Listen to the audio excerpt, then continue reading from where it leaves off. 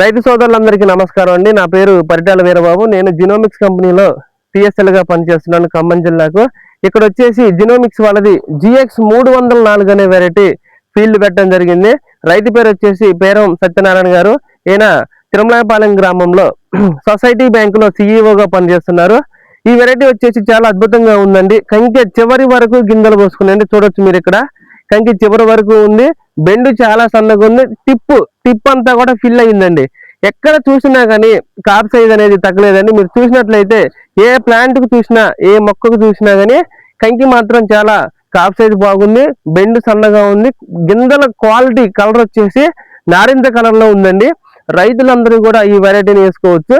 ముందు ఫార్మర్ చూడాల్సింది ఏంటంటే గాలి దుమ్ములకి కింద పడకుండా ఉండాలి ప్లాంట్. ఆ తర్వాత వచ్చేసి వెండి తెగులు రాకుండా ఉండాలి. రైతుకి కావాల్సింది ఏంటంటే ఫస్ట్ విల్ట్ రెసిస్టెంట్ పవర్ ని తట్టుకునే విధంగా ఉండాలి. ఈ చేను మొత్తం చూసినా కానీ ఎక్కడా కూడా విల్ట్ అనేది రాలేదండి ఈ ఫీల్డ్ లో. అందులో ఒకటి వచ్చేసి కింద పడలేదు ప్లాంట్. ఈ కాప్స్ సైజ్ చూసుకున్నట్లయితే చాలా బాగా ఉంది.